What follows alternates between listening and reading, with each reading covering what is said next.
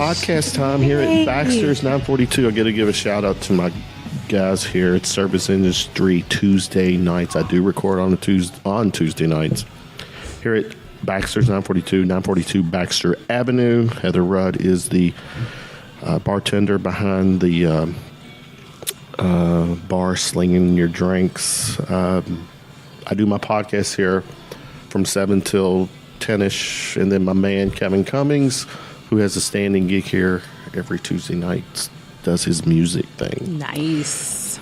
You're kicking some serious butt too. Well, you familiar with Joe Rogan?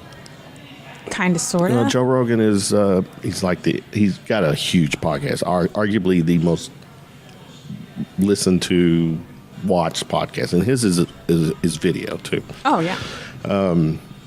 Yes, Joe Rogan's my guy, and I'm ripping off his kind of look. His whole thing. Now, okay. He has, it's successful, man. Borrow it. I have one hard shot. He has 3, where 3 cameras, one on him, one would be on the guest, and then another, kind of a same thing. I haven't graduated to the other 2, planning on it. But it's on there. We're going to write that on the board. Yeah. It will happen. Rebekah. Destiny. Look at you. I have been on this film industry kick. Yes. I mean, awesome. All of you badasses have been on. I've had, with One Must Fall. One Must Fall. You're a part of that. Julie was on a few weeks ago. Was it last week? No, it might have been 2 weeks ago. Yeah, it was 2 weeks ago because I was going to be on that. 3 weeks. Wait a minute. Julie was on 3 weeks. She was on twice, right? She was on, because she was on the week before the Cincinnati premiere. Yes. And then I had Antonio and John Wells on the Tuesday and after. Julie. And then, but Julie was going to be a surprise because once I got wind that she won the Best Actress Award. Yes. I thought, congratulations, Julie, by the way. Woo! And why don't you come in and let me do some goofy line like, oh, by the way, I heard you have one of your awards was your actress got, Best Actress or whatever. And I can't remember the dollar, but it was like, and then here she comes walking in. But then we kind of got started a little late, and she was already here, and they saw her, and it was supposed to be stressful. All right, just get your ass in. Yeah, but here you are. Rebekah, thanks for hanging out. No, thanks for having me. I'm so super excited to be here. I think this is probably the first podcast I've ever done, by myself. As they say, we always remember our first. Yes, exactly. Well, I appreciate you coming on. I've told this to Antonio several times, John, all of them, that I'm a huge fan of the film industry scene. Mm-hmm. I had a good idea on what it was kind of about, a few years ago, but within the last couple years, mainly I got to know Antonio from music videos. Yes. A lot of music friends, mm-hmm. and some of they were doing videos, and his name was attached to them, and I'm like, started looking at his work. I mean, this guy's pretty badass. It's phenomenal. And good guy. I've just heard so much good things about him, and then finally had him on, and just very good guy. Mm-hmm. And then, with the movie, One Must Fall, I saw the trailer, and I was like, good Lord, what is going on? What happened to you, Antonio? Why didn't you call me now? And I'm like, good, man. It was way over the top. And I'm like, and that's just the trailer. And, and then the conversation. And then you were you at the premiere? No, I wasn't. I wasn't able to go to the premiere because of the whole, surgery thing. And I didn't know the surgery. You okay? Yeah, I'm good. I'm good. I was supposed to actually be here on the March 20. No, what was the one that you had Antonio and John and Jill? I was supposed to be here for that show, but that was like March 19th. Okay, yeah. And that was the day I had my surgery. So, yeah. We good? We're good. Okay. We're good. We're healing. Healing is fun, but a hysterectomy is never. Is that what? Okay, it was a hysterectomy. I'll just go ahead and throw my PHI out there. Some HIPAA violations. Who cares? But yeah, no, it was a hysterectomy, and trust me, it was definitely well warranted, and I feel so much better because of it. So I'm good. Yeah, it's all about you, and that's why we're here. Hey, so here's to health. Here is to health. Give me a little bit of history on you. Born and raised. I was born and raised. Okay. Where? Well, I was born in Washington, D.C. Oh, okay. My dad's military. He's in the Air Force. I got to share my oldest, who is married. My son-in-law is in the Air Force as well. He's stationed at Andrews. Nice. So they live right outside of D.C. in Maryland. Yeah. So we just kind of moved over, all over. I was a military brat, so grew up a little bit in Germany, and then we moved from Germany to Bangor, Maine, and then we moved here when he retired and decided to move closer to Louisville. So I've been here since 92, 91, 92, somewhere around there. What brought you all to Louisville? Why Louisville? Because this is where my dad was born. Oh, okay. And this is our family. This is Dow territory. Yes. So Louisville, but family though, had you been here before you moved back here? You had probably visited, and stuff like that. When we lived in Bangor, we would take summer vacations down here and back, here and back. I had my grandparents were here. My grandparents were out in Pewee Valley, and my dad was stationed in a place called Griffeytown, or that's where it's the central location. Now Griffeytown has this huge history. It's like a sister community to Berrytown. I don't know if you've ever heard of Berrytown. So Berrytown and Griffeytown are sister communities, and everybody knows everybody in both of those communities. So that's just really. It's his home. That's where we all came up. There's a lot of people that knows everybody from all over. There's this huge, rich history that I'd like to maybe one day make a film out of between those communities. But yeah, that's pretty much why. So we would visit back and forth from Bangor to Louisville, and that's pretty much it. And then we finally moved here, and then. Yeah, that's kind of it. So you've been here for how long? Louisville? Yeah, 91, 92-ish, somewhere around there. All right, so don't make me do math when I have alcohol in my body. 8 going on. It's almost 25 years, maybe something like that. 20-something years. Yeah. 20. I know, right? It's so hard to I don't want to think straight. I graduated in 99, so I'm we are. Did you graduate? Yeah. Where'd you go to school? Eastern High School. Eastern, okay. Yeah. So. That's my history as far as being here though goes. And I graduated from high school, went to University of Louisville as a theater major, and me being a 19-year-old genius at the time, thought I freaking knew everything because I'm that smart. Decided I was I really didn't want to take a shop class in theater, so I thought I would just kind of take a break from school, and then. Yeah, that break turned into a long time because I ended up becoming a mom after that. I have 2 wonderful children. My oldest is 17. My youngest is 15. And they both keep me young, but they also both keep me running a lot. I feel you. I'm super proud of myself for not being in jail right now. So, teenagers, I love you. But yeah, for the most part, I kind of just, got a job in corporate America, did corporate America for 15 years. But then decided, you know what? I really, really, really love film. I love acting. I can't shake it from who I am. So I'm going to quit my job because that's a smart thing to do. So I bounced the corporate world in your rear view. Yes, I did. So when was that? 2017. Yeah, it was Cinco de Mayo. It was Oh, was it? Yeah, it was the last few years. Yeah. Yeah. So. Couple going on 2 years. 2 years. Yeah, in the rearview mirror. But so at that point, you put corporate world make that history.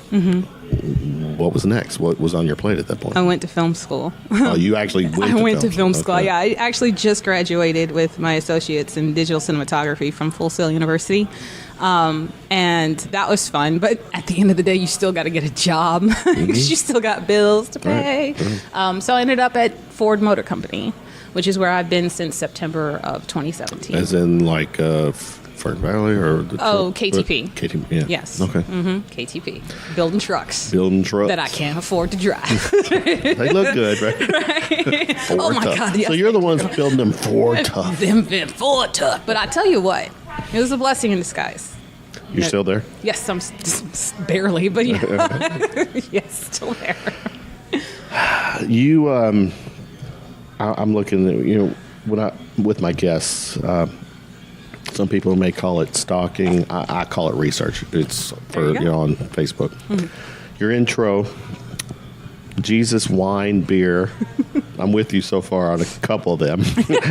Good cinema, good music, kids, hugs, for seemingly no reason. I love it. Those are the best ones. Tell me about you go to the film school, or you what happens then? You get your associate's degree. Mm-hmm. How are you connecting with the movie scene now, or what are you doing with that? Well, outside of like being just a part of some films, of course, One Must Fall, of course, has been like such that just one of those things that just came at the right time. Mm-hmm. Just kind of trying to continue to work with some filmmakers here in the city. Continue to just kind of broadcast my availability that's like out there. There's One Must Fall, there's The Repairman that I was also a part of, and then there's Blackbird, which is Mike Thompson's film, which is getting ready to come up. I've heard his name. Yes, he's amazing. I've got he's local. He's local. I've got a. Yes. Is he someone I got to get on? You've got to get on. Right, he is like, his writing is just, I can't even begin. Just, he's such a great writer. He's such a great director. He's a great visionary. So I'm really excited to be a part of his project with Blackbird. But other than that, it's really just me kind of finding things to do. The one thing that I am working on right now is Jerry Green. I don't know if you know who Jerry Green is. Mm-hmm. Jerry Green is an entertainer here in Louisville. He's actually a club owner. He's owned his club here in Louisville for 25 years. What club is it? It's attached to the Breckenridge Inn. So, okay. Yeah, so it's, for the most part, most clubs, especially here like in Louisville, don't really last that long. Mm-hmm. I mean, pretty much all over, but he's 25 years. Yeah. He's like a staple in the community. There's been so many people that have heard about Jerry Green. I personally didn't know about him until someone approached me with the project and was like, hey, Rebekah, you should, you might want to direct this and stuff like that. And I'm like, I needed a class project, so sure, So this is while you were in school? This is while I was in school, okay. Yes. But since I ended up having to leave, I had to step back from school for a little bit, but I had enough credits to get the associates. I was like, well, this story is taking a life of its own. You can't just quit. You've been doing this since August. Right, yeah. You don't just give up on that. Right. So, I kept going with it. And finally, he celebrated his 25th anniversary a couple of weeks ago, like March 10th. March 10th. And that was kind of like cut. So we've been working on it since August. Now, his venue there, they have music and... Live music. It's him, and friends. Mm-hmm. Okay. Now, I think I know who it is. But, yeah, go ahead. But he does, cover songs. Mm-hmm. So, he does, a lot of, I would say... maybe your Vegas venue, but he does a lot of old school hip hop, R&B, just that real good vibe. You know what I mean? Plus he does this number with Purple Rain and Prince every night. To see this man, I've got to go. You've got to go. You've got to go. Holler at me if you ever do you get out there. As a matter of fact, I'm still kind of filming. I'm still really? Plugging in holes and everything like that. Keep me posted. I would love to go out there one night. Absolutely. Yeah. Yes. Come. But he's such an inspiration, and it's kind of getting to know him and getting to know his story is kind of one of the things that really just draws me into it. So I'm hoping that through this documentary that other people can see, really what hard work is.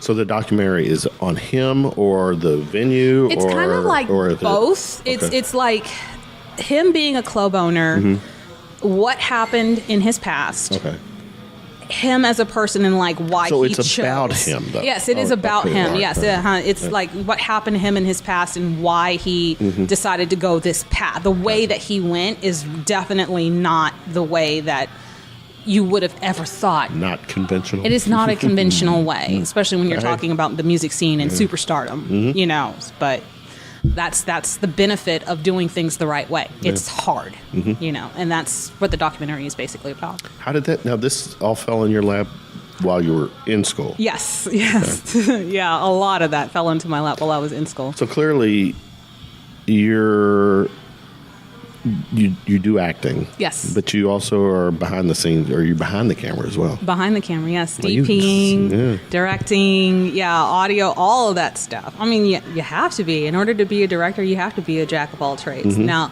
do I specialize in all things? No. Not at all. But do I know enough to get a short film or a short documentary or something done? Yeah, definitely. Good. I'm on your IMDb page. Dude, I took that down. Like anybody who's anybody has an IMDb page or Wikipedia page. Yeah. You on Wikipedia? Yeah. No, Wiki? No. Yeah. I ain't cool enough to be on Wiki yet. Yeah, but it's almost there. You go by Becca. Yes. Do you? Yes. Okay. And you're 5'7". Yes. 5'7". I'm just, walk me through some of your movie projects, things that you've done, because obviously One Must Fall was one, but and we are, well, let's stay with that because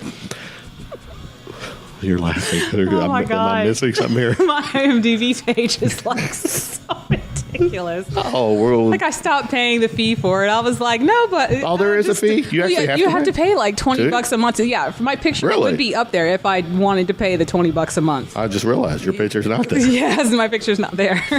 We need to get her a picture up there. Okay. Anyway, well, let's say One Must Fall real quick because it went over well with the Cincy, the Horror Hound premiere. Didn't they did just do a premiere or they just did St. Louis. In St. Louis. Yes. And which then, I heard went well as well. Yes. That one was like everything that it seems like that movie is doing. Everybody's raving. Yeah. Everybody is just absolutely loving this film. And, I think the next one, he just posted it today. South Carolina, right? South Carolina, there you go. Yeah. Now, I'm going to try to make that one, but I'm not 100% sure because I think that's like my birthday weekend. So, what better way to celebrate my birthday than to get the shit scared out of me, right? Yeah. And with a bunch of friends. And YOLO. So, in talking with him, trying to secure a premiere, for us local folks. So I want to be part of that, and my suggestion was that we're going to do like a red carpet streaming live, before, be dope. And hopefully the location we can get that secured well. But he had offered to give me, the movie. Really? But I'm like, I want to hold up. I want to wait till I want to be part of the experience. You want to have the whole thing going. What was it? Yes. What was that movie like? Because I'm telling you, it's the trailer alone is brutal. It is brutal. But I've heard there's a lot of comedy involved with it as well. Yes. Which you don't see in the trailer. Yeah, I love the spot in the trailer with like John Wells is like trying to respond to a question to Julie, and she's like, "No, what I mean is like she's trying to explain something," and I'm like, I love the little subtle things like that. Like those are the things that really make me laugh. But I would probably say the experience of filming that because I play Regina on the film. I play Regina. I'm a Wiccan that actually goes with the crime scene crew, but then let's just say the spirits have wisely led me to not participate in some employment. No spoilers. There you go. No spoil. There you go. I know there's definitely no spoilers in that, but yeah, that's pretty much the extent of my character. But I would say maybe the only thing more brutal than the film is the cold that everybody endured, because that was shot in the way winter months. Yeah. And my respect, beyond respect, goes to Antonio and everybody in the crew, and and Jordan, his wife Jordan. Wow. They endured. They fought through it. They stayed just dead on their feet, tired. But they always, the next day you would come in, they would always have a smile. They would always be ready to go. It boggles my mind sometimes how they managed to work through that brutal cold. Because I do not like the cold weather. Yeah, I hogged the little, the machines. The portable heaters, those fire things. Yeah. I probably would have set a blanket on fire or two if I could have.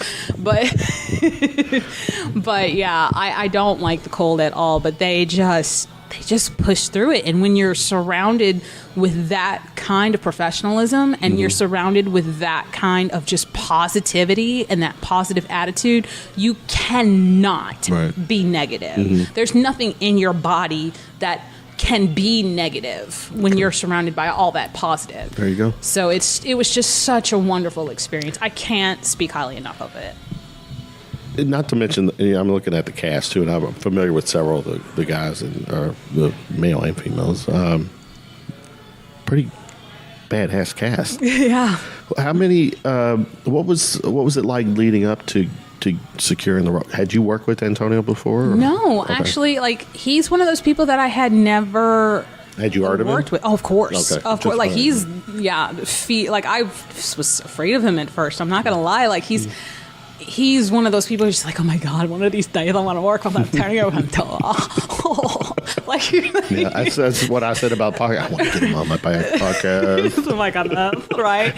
But then you just get to know him, and he's just a regular human being, and it's man, I nerded out for no reason. Genuinely sweet man. Genuinely. Yeah. And so when I auditioned for it, it's funny because I went over to Tom Sawyer Park. Oh yeah. I think it was I don't know. I was just man, I'm just gonna do it. And then I had a friend help me out, and it was at Tom Sawyer Park, and I just did the video. It took us a while because there were so many kids screaming in the background. Because all of the auditions were via video. Yes, they were all via video. That's right, because John, if I remember right, John and Antonio and John looked at every one of them. Yeah, they did. Yeah. And so I hadn't heard anything, and then I was just oh, okay, well, it was a great opportunity for me to just try to get out in front of it, and stuff like that. And then he emailed me. How did you get wind of the I think it was was it on a page? Was it? It might have been on a page or something, yeah. And then, so I just auditioned. I think maybe somebody tagged me or something in it. And I was just oh, okay, yeah, that looks interesting. And I could totally play a Wiccan. And African-American female parts are super hard to come by. So it's one of those things if you don't jump on it, that opportunity is few and far between. Now, thankfully, Hollywood and some filmmakers nowadays are starting to wisen up to the fact that, there is a definite need for representation in film, which is, another reason why I've decided to kind of step up from acting and be in the director role. Right. So that way I can start making the movies that I know need to represent more people. But that was definitely an opportunity that I knew was going to be huge. First of all, because it was Antonio's, and second of all, I knew from his previous work that he was a phenomenal director. His movies look great. His music videos look great. And I wanted to be a part of that. I wanted to be a part of that. It's a great.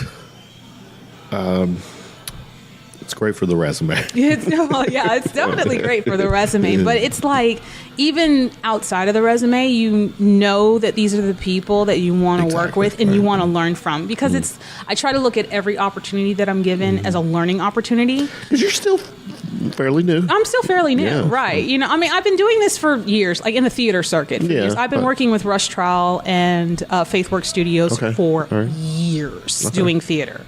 But for film, still fairly new. So I knew this was something I needed to at least learn from if I had to volunteer or something, I didn't care. I was going to somehow get my behind in there. Yes. Yeah. Well, you secured a spot, which is pretty cool. Yeah. Your first movie?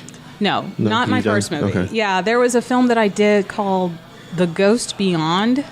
And it was, I don't know, what was it? It was one of those films that John Voight was like producing a little bit ago. John Voight? The John Voight. Yeah, I think it was something like under his production company. And there were a couple of stars in that film. But that was another horror movie that I had done before. And some extra works in like Mom and Dad.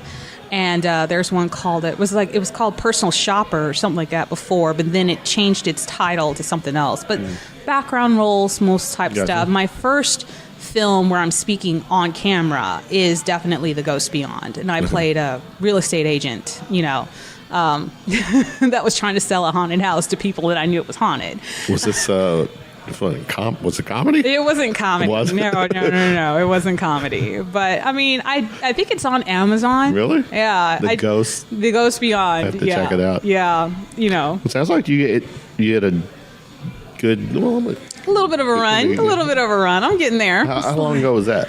2017 maybe. Oh, yeah. Maybe 2016, 2017. It's so funny because that shooting time went so long. I didn't expect it to go that long, and I literally had to be on stage at the Bardstown. I had to be on stage at the Bardstown, and thank God Doug Shute rearranged the show just in time for me to like literally get my shirt on and be on stage the moment that I was supposed to be on stage. It was so crazy. One of the craziest things I've ever done. I'm looking here. There's I don't know if this is chronologically right. The Ghost Beyond was before one was filmed. Yes. Okay. Because I'm seeing some short ones, an uncredited one. Better Start Running. That's the Personal Shopper one. Okay. Yeah. But that one actually, that one was what Jeremy Irons and Selma Blair or something was in that one. Okay. And then there's Annalise something. It's not Annalise Keating because that's How to Get Away with Murder. Mm-hmm. But she was a top model. She was on Top Model. But yeah, that was that film. But that was just like background extra work and stuff. When like you're trying to put your IMDb page and you're just trying to put like stuff together, but then they tell you really shouldn't use your background work. So there's a couple of things on there that I just kind of 86 got rid of. And then it looks like you've got a couple that are in post-production. Which one's that one? The Repairman. Oh yeah, The Repairman. Now that's Devin Hilton's film. That one stars Sylvia Wolf-Bush. And definitely has a lot of local performers and local crew members that are involved in that film. Gotcha. But that one is his first feature, and I play a girlfriend of some sort. Some sort? Of some sort. But it's done. You've done film. Oh, it's done. Yeah, it's done. And then there's another one that's in pre-production, if that's correct, Blackbird. Yes, that's Mike Thompson's film. Okay. Mm-hmm. That one's in pre. Right, he must have added that. Okay, yeah, cool, yay. Yeah, so looks like you've got staying busy? Staying busy. Okay. I try to stay busy. Yeah, definitely. Hey, man, if you're not working, then what are you doing? You know what I'm saying? Yeah. So it's like you got to keep going. You know what they say, you're about as good as yesterday's news. Well, I mean, but your mindset too is not just the acting part. So with the idea of being behind the camera, being behind the scenes, running the show, if you will. Yeah. I mean, the ball's really in your court to really make things happen. Yeah, right? Exactly. So, I mean, you get tired of waiting around for people to do stuff for you. Right, You get tired of waiting around for the phone call that says, hey, you've been chosen. And, I think, oh, gosh, what is his name? He was on Parks and Recreation, but I cannot remember his name. There's there's a gentleman on Parks and Recreation, but I can't remember. He's got his show, Master of None. I literally cannot, his name just escapes me, but he kind of said the same thing. He got tired of waiting for things to happen, so he just decided to make it happen. And I really feel like that's kind of been my story. You know, I got tired of waiting to get picked, and I got tired of waiting to get chosen. And honestly, I got tired of feeling anxious about it, like feeling the self-doubt and the self-esteem and all that other crap that kind of comes with being a creator and being in the creative process. So it's like, well, when the ball's in your court, yeah, you still have all of that on top of you, but at the same time, you know, you really get an opportunity to make somebody else's dreams happen, or you really get an opportunity to give voices to things that would otherwise go unnoticed. So that's always just fun, being a part of that creative thing, you know? But with that creative process, or being in a situation where you get to run it, you know, it's your baby, you need that support as well. Oh my gosh, the backing. Yes. You know, I would be nothing without some support from people that have really held me up over the years. And you have that, is what I'm getting at. I had that. I had. But it's an ongoing thing, right? Oh, yeah. Obviously, your work is going to, you know, get the reaction, you know, from the prospective people who will want to invest time and money, whatever. Yeah. I mean, one of the coolest things that has happened to me, and I don't like want to name drop or anything like that, but I did, one of the first films that I had ever done was based off of somebody telling me no. One of the first films I did was supposed to be for Black History Month. It was called Renegade. It was based off of Harriet Tubman and his journey. So I was doing a play called Mean to Be Free at the time. And I was still kind of new, trying to do like some commercials, or like just trying to do some like spotlight work to let people know about our show. And in the beginning of the play, there's like, or maybe the prologue of the play, there's this poem by Robert Hayden that I just, for some reason, connected to. And I was like, oh, I can do this, and I can do this with this poem, and I can do this and this, that, and the other. And it was just decided upon that it really wasn't really what that, you know, the director wanted at the time. So I was like, well, then I guess I'm just not going to do it. But then something was like, do it. So some random Saturday, I just called up a bunch of friends, and I was like, okay, I need this. And I didn't have a camera, didn't know how to operate a camera or anything at the time. And then we went in and we freaking did it. Like, I just, all of these things just kind of came to be. And so like within maybe 24 hours or 48 hours, however long it took, through the process of feedback, changing feedback, I made this film. And then decided for some reason to put it into the Film Society Film Slam. And it got accepted. And I was like, really? And then it got noticed by some like really cool people. And actually, that's how Remington got to know me, was through that, because he had a film that was 35 millimeter Monsters that was premiering that night at the Film Slam as well. So, and that's kind of like, he was like, you should really do this Jerry Green thing, because I know, you know. But that was kind of like my first, hey, you could really do this. Like, if there's somebody that's literally saying this film can go to Sundance.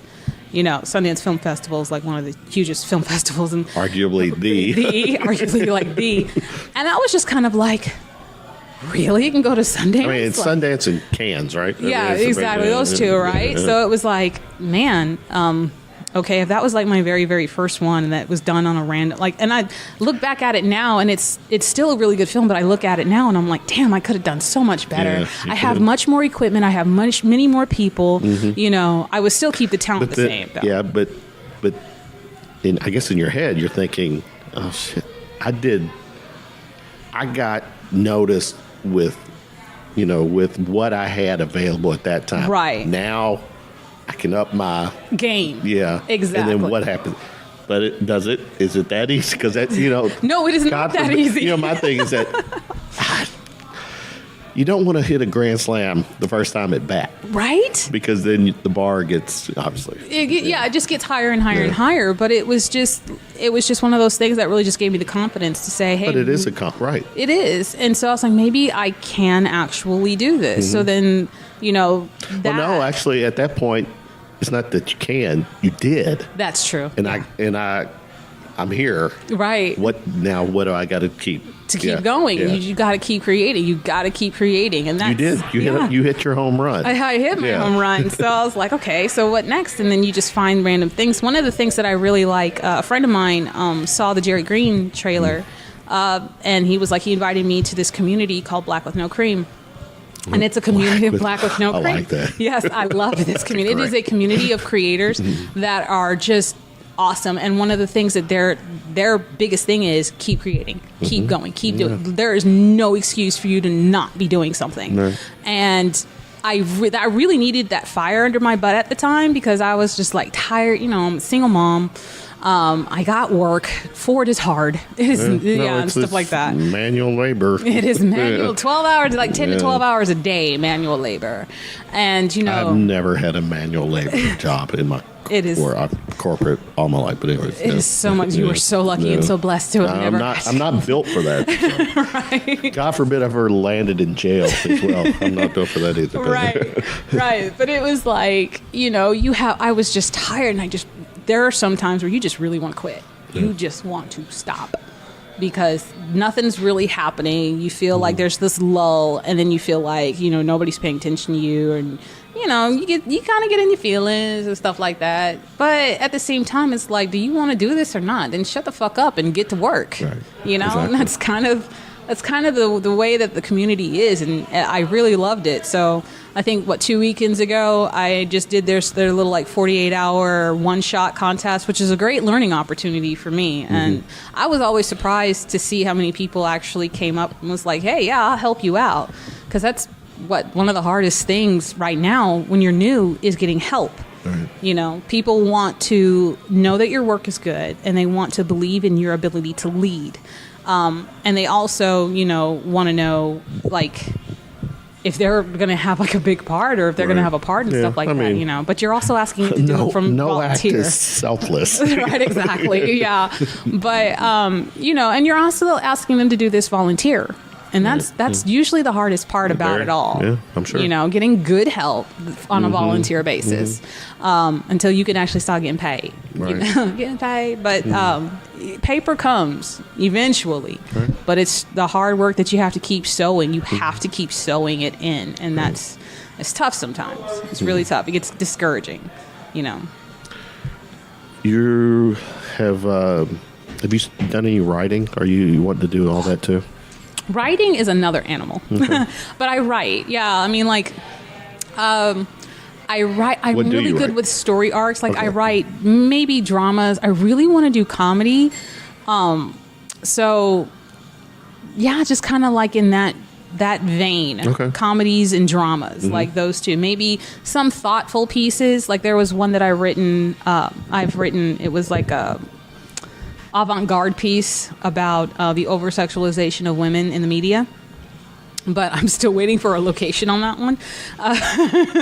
But that one is I wrote that one, but writing is just another beast. I have ideas, I have outlines, but when it comes down to that blank piece of paper that says, INT day what dialogue, you end up writing just okay, this character says blah blah blah blah blah and then you that's the hardest part. Writing is a whole nother beast. You have two different versions of writing. Are you writing for yourself, or are you writing for a contest? And then do you have those rules that apply for either one? I mean, thank God for film school, because my writing would be, you tend to get so lost in the process of trying to make sure everything's correct for a screenplay writing contest. And then there's the other part. There's the shooting script part where it's nobody else is going to see it but you. Right. So that's always the hard part for me, is balancing between the two and getting people to read it and trust that you know what you're talking about, what's in your head. And that's always the hard part.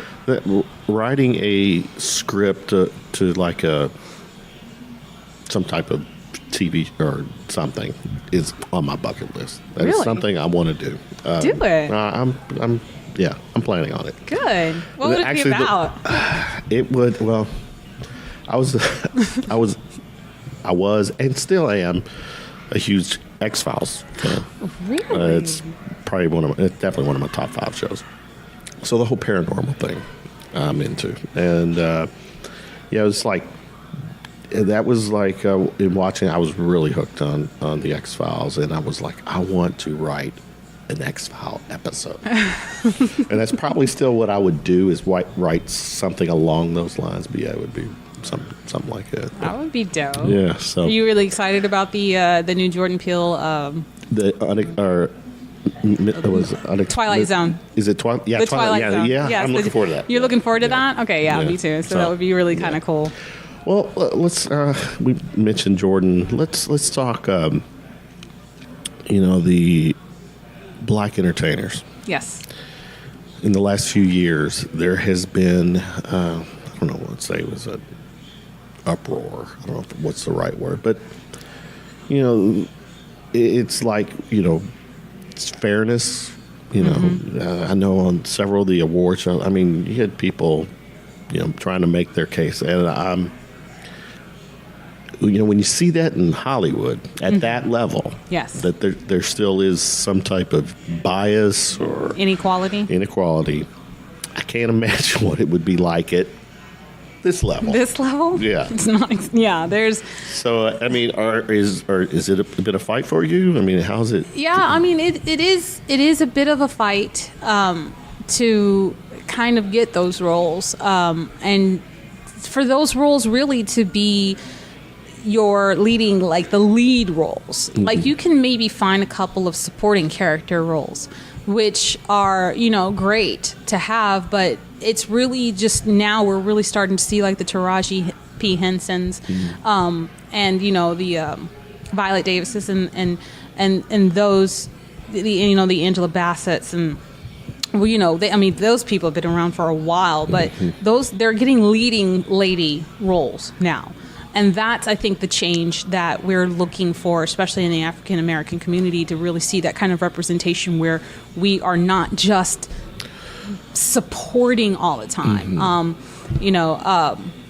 And I think that's been the struggle, like on this level, is to find roles that are especially for African American females. I mean, we can see them a lot with African American males, or maybe not a lot, but maybe more.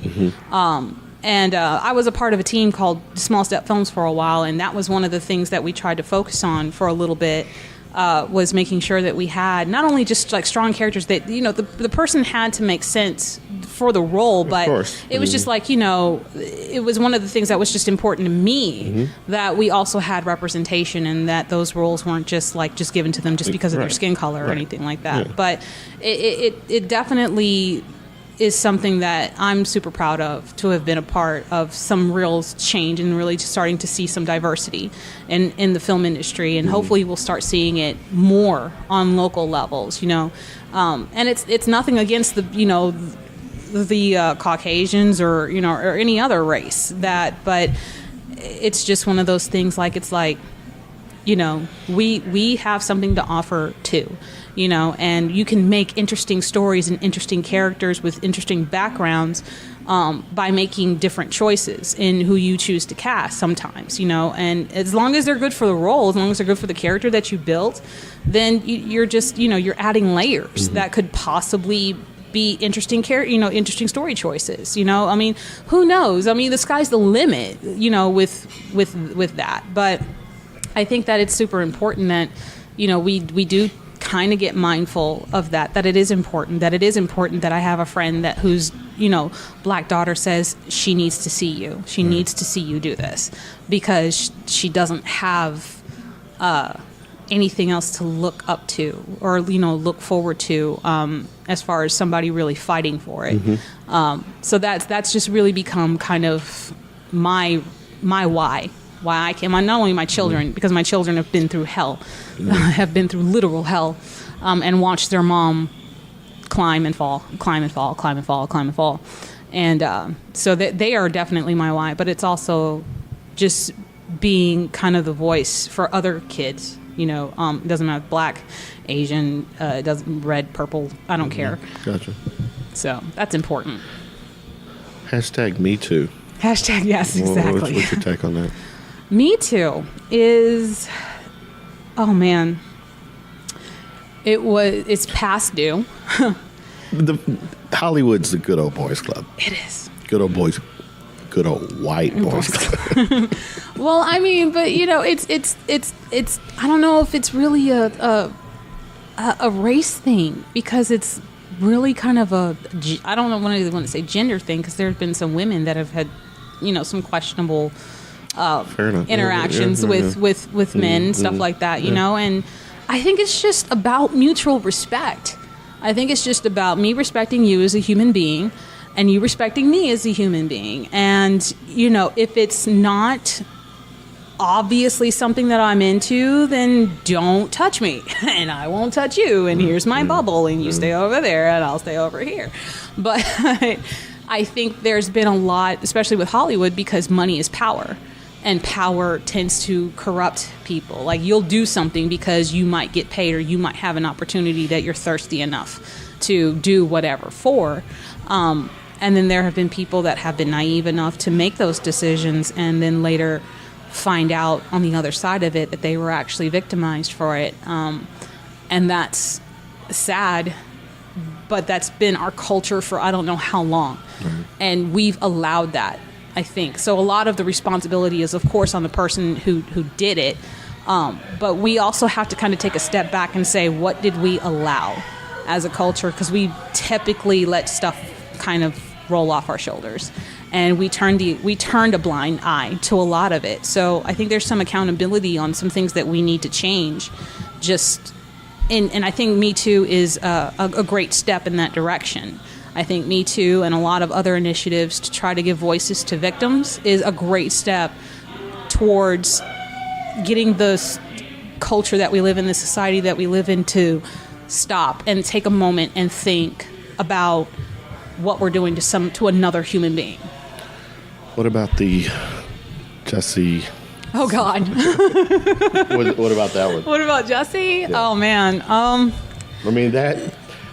Justin. That was a freaking curveball. That was a curveball. That one was huge. But as far as like Justin, I mean, is this a movie that we're? Yeah, I know. He was found not guilty, so there's not much for me totally to really say. His slate's clean. As if nothing ever, Right. Yeah. But it's one of those things where I don't know enough about the case, and I don't know enough about the details, and I don't know enough about why he would do so. Like, it just, to me, I find it really, why would somebody do that? But I keep forgetting how naive I am sometimes. I keep forgetting how naive and how I really think everybody's a good human being and then everybody loves everybody and we're all going to hold hands like we did in Us. If only. If only. And I keep forgetting that I'm like that. So I keep forgetting how evil the human heart really is. So it just didn't make any sense to me why somebody would do something like that. But if he did do it, my whole thing is, man, you really just jeopardized so many people. You jeopardized their lives. You jeopardized their witness. Mm-hmm. No. But yeah, to put a big fat question mark over people that have actually been victimized in the LGBTQ community, that bothers me. Yeah, this has nothing to do with his career, right? At all. Right. I mean, it's the community. It's that. Right. Well, let's see. I'm looking at some. I have some strong opinions, and I'm very passionate about a lot of things. Well, give me one. Give me what's something that's you've been very passionate about lately. I mean, it's a two-way street here. I don't have to. I like to be in control, but I can relinquish it a little. Yeah, you gotta turn it around on me. Mm-hmm. Like, I have no idea what I guess some of the things that I'm super passionate about. Gosh. Oh man, we've already talked about like representation and all that other stuff like that. And film is definitely something I'm very, very passionate about. I'm gonna tell you something. All these award shows in the film industry, right? Academy, whatever. Isn't it about time that there's no male award and female award? Why can't they're all actors? Oh, you mean like why is there actor and actresses? Yeah. Is it? I mean, I mean, that's a gender neutral award. Yeah, that would be kind of interesting. Yeah. That would be. Why? I mean, I'm seriously. At this point, why are we? Why are we separating the two? I mean, because they're at the end, they're actors. Right? Yeah. So I mean, I guess that's a great point. I guess I've never pondered that. I mean, before. do you as an actress, do you feel like you need that gender specific just to? Maybe if it's just because. I think maybe the categories are just necessary. I think maybe right now, just because of the way that we're writing characters, and maybe we just haven't found ourselves there yet to creating content that could be potentially, non-binary. I think is the term. But if Hollywood gets there one day, that would be really interesting. There would be a very long line of nominees, I think, and it would be a very tough fight to pick for number one. But right now, the separation, I'm cool with it. I'm cool Fair with enough. It. Yeah, I ain't trying to change that anytime soon. I know one thing I saw in the news just happened last. Do you ever do the Uber thing? Oh my gosh, isn't that like the freakiest story? Did you know what I'm talking about? Yes. Where she got into a non-Uber Lyft car. Right. So I guess I'm asking you: have you ever been? Do you do the Uber thing? Or? I've done the Uber thing. Like when we went to Seattle for Filmapalooza for the 48-hour film thing, like I did an Uber, and I actually got I left my wallet in there, and the next day, of course, somebody found my wallet, but the money was gone. There was like $200 in there, and I was like, I'm broke in Seattle. I don't have any money. You're sleepless and broke in Seattle. Sleepless and broke in Seattle. Exactly. Yeah. Story of my life. But yeah, that was probably the one time where I really did like the Ubers and the Lyfts a lot, but that was always like a question in my head. Was like, have you ever seen that movie The Bone Collector? Yeah, that was that. Who's the actress in that? Angelina Jolie and Denzel Washington. Yeah, Denzel. But yeah, it's like straight out of that. The dude in the beginning of the film gets into a taxi cab, and it's the killer, and then they find his fingers sticking out of. Or it's like a dude and his wife, and they find his finger sticking out of she finds him by a train track, stuff like that. But that's straight out of that. But it's like when your Uber gets there, they're supposed to ding you or something, right, and tell you your Uber's here and what kind of car to look out for. And it maybe, I don't know the specifics. Maybe the real Uber did that or was going to do that, but where. The female, the lady here, the victim was intoxicated. Oh. Saw a car that she thought was in the description of the Uber. Right.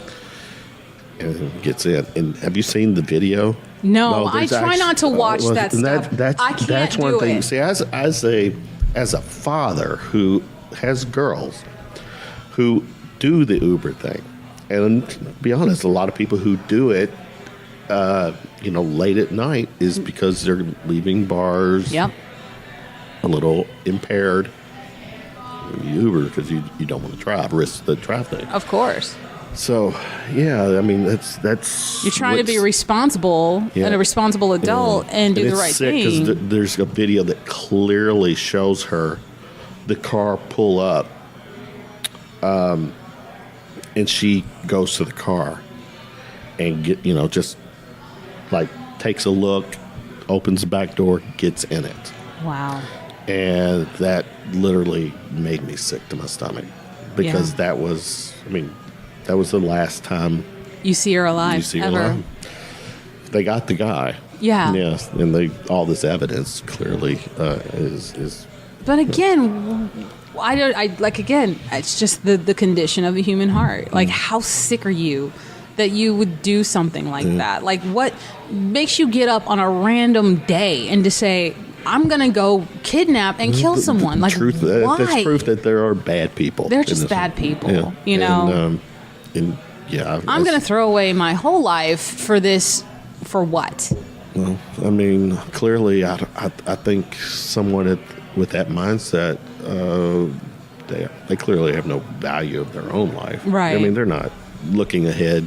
You know, they're caught in the moment, and it's all about that high. I mean, because it's like I guess, find out there's like, when you're dealing with mental illness or things like that, there's people that say that there's this high that you get, and then there's people that are missing that chemical part of their brain or whatever, the serotonin, dopamine, or whatever chemical. There is, Science will tell us that there's a rhyme and reason for why people do what they do. But, But I mean, go do a line of Coke or something. I mean, I don't know. Just don't kill people. Or maybe the Coke is what made you kill somebody because you freaked out. Or, I don't know. It's scary. Very scary. Because that could have been anybody. That could have been any female. Right. And obviously not a dude, but I mean, it just goes to the point that just, I guess, but maybe if a dude, would a dude have done that? Or would a dude have been a victim of that? I guess if the guy was looking for somebody that was physically, he could physically overpower. I think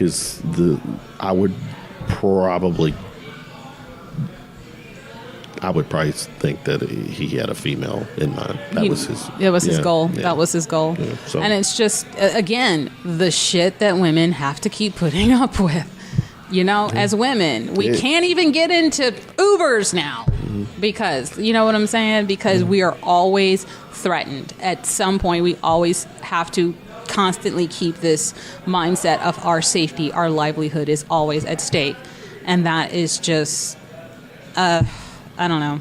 Like I said, I don't know. No. It's always crazy. You want to say it's chivalrous, when I walk out in the dark and somebody's like, no, I'll walk you to your car. Mm-hmm. No, I can handle it. I'm a big girl. Da-da-da-da-da. But now I'm getting to the point no, you might want to walk with me because I ain't trying to die tonight. I got babies at home. So, No, it's just crazy. Scary times. And, very, very scary times. And then factor in something like an Uber, because I'm pretty damn sure that that's not the first guy that came up with the notion that I'll just go pretend to be an Uber driver and just roll up and, so. Well, I mean, what are some things that they can do to prevent that from, I guess, happening? I mean, you have some of them have the stickers or some identifier on the car that says you're an Uber, Lyft, or whatever. Right. And who's the one with the mustaches? Is that Lyft? Do they do that anymore? Yeah, I don't. But no, to your point, there are identifiers. Yeah. But in this case, I think it was a combination of the alcohol. She was impaired, and she saw a car that she thought was the car that was, matched what was identified on the app. So right. I mean that's crossed my mind. I forgot there was one time I did. Because here's the other good thing. I'm sorry to cut you off. With every Uber, Lyft, there's a picture of the driver. Right. And I have to be, I've done it. I really don't go, you are him. I don't do that. I wonder how many people actually are cognizant enough to, look at the picture on the app and match it to the driver. Well, they better be cognizant of it now. Should. Definitely should. There might be some procedures that are going to be changing as a result of it, but yeah. Well, I mean, without sounding, just being a straight shooter, Uber. I don't think they're not at fault. They wouldn't be at fault. Yeah, that's because they have their process. Right. It's just, in this case, it was really kind of on her just to. Yeah, you have sometimes there's there's just a level of situational awareness. Yeah. You have to be. And you have to be. It's funny because that's the name of my first film company, Situational Awareness. Really? Okay. Yeah, I have none. Well, that's my problem. I think too, what, and you got to do it with your friends. Your friends got to help you because she was with friends. she wasn't alone. Well, I think I read she was on the phone with her like best friend, or no, she was on the phone with her boyfriend and was like, "You're my person, and I love you," and hung up the phone. Yeah. And then she got in the car. But was she with a group of friends? My understanding is that she was out with friends, and everyone just at the end of the night was going their separate ways. Yeah. Man. My parents have always, like, every time me or my siblings would go out, we would have this rule: we stick together. Mm-hmm. We all you go together, you come home together, right. And that's kind of been my rule, especially with my kids. Now that they're turning old enough to like go out with their friends, like I feel so bad for my son all the time because I feel like I am that hovering parent all the time, with having to find out like who his friends are and where they're going. Do they have, and my biggest thing is, do your friends have parents that have firearms in their home?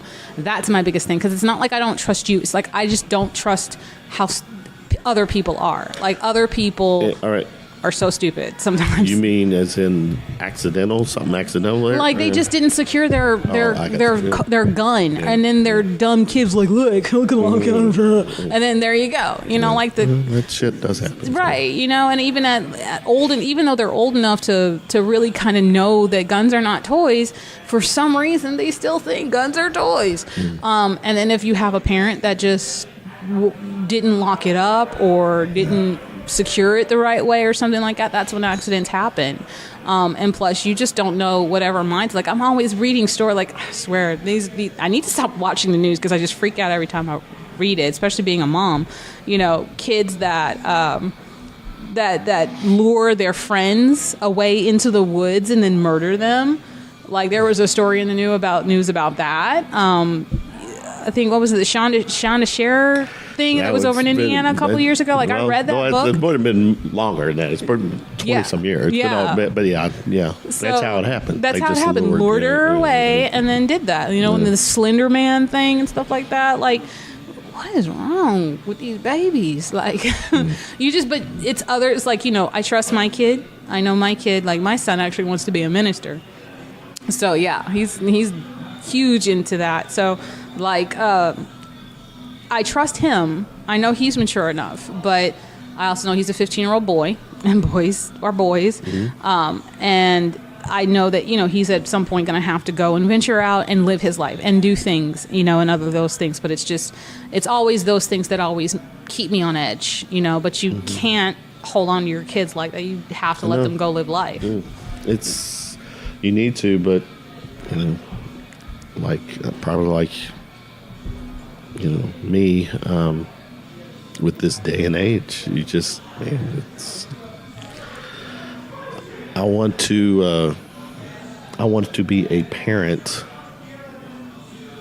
I want to care for them as much as I can, as often as, and be around it, but I know that's not the case. And right.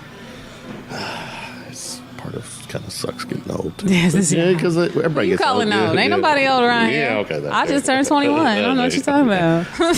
Look amazing. Social media, has that been good to you?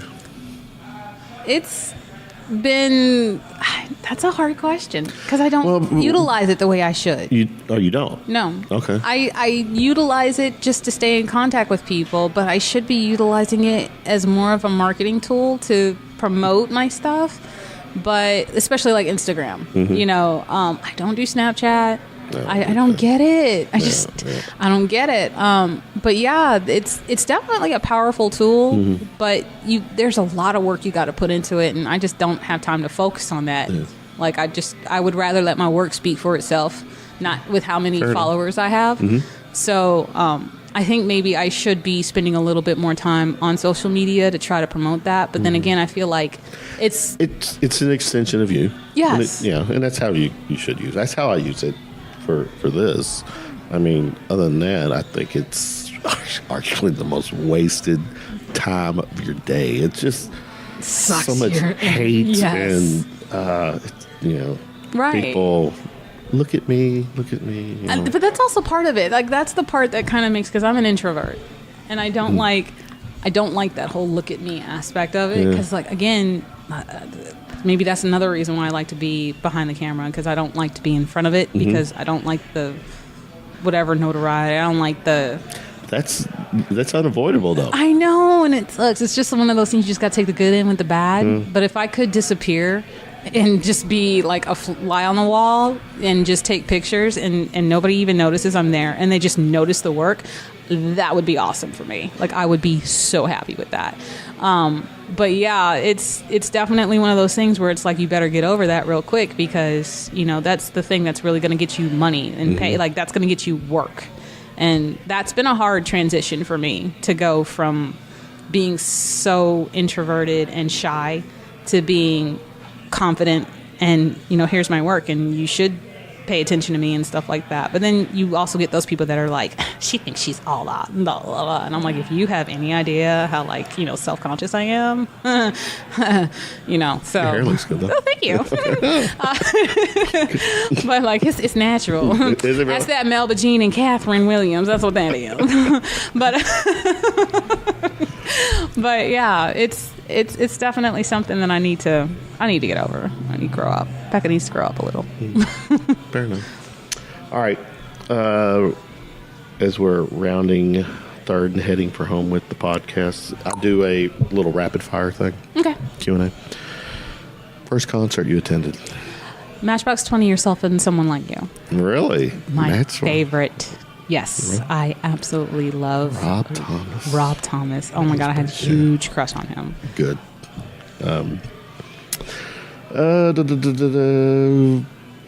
Give me a Rebekah guilty pleasure. Oh God, do I have to? Yeah, you do. Sailor Moon. Yes, anime. Really? I am a huge Sailor Moon nerd.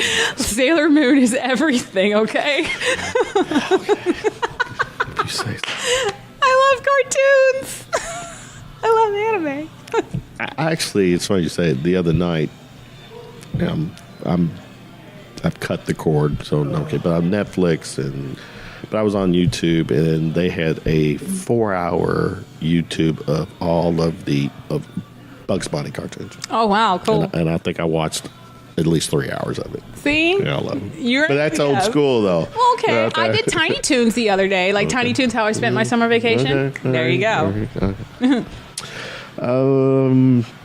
Is it better to beg for forgiveness or ask permission? Ask permission. Mm-hmm.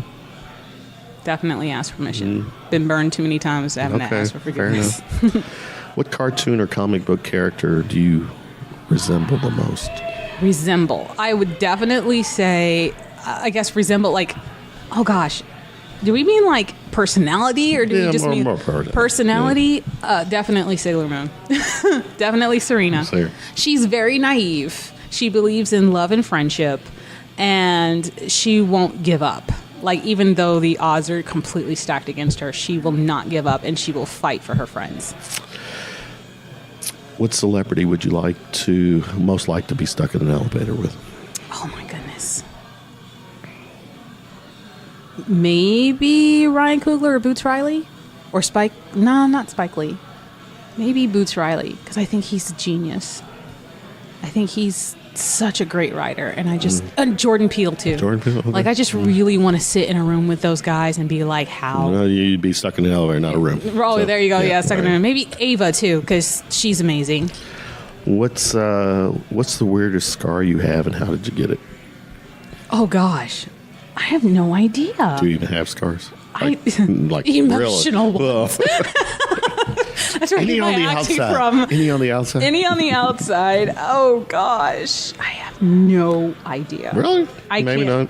Okay. Maybe. I think I had a burn mark or something like that somewhere. I will tell you. Okay, here's one. I did get stung by a whole nest full of yellow jackets. Really? Yes, but I don't have any scars from it. No, that's. It was on one of those trips from Bangor to Kentucky. Yeah. Give me a pet peeve.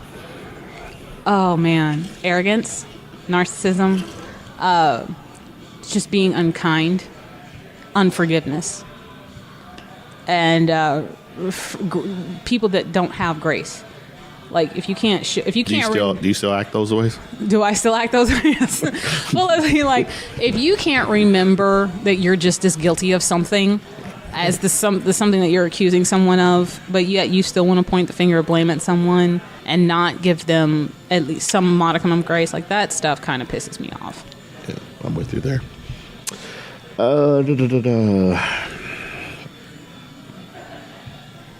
If you could have lunch with someone alive or dead, who would it be?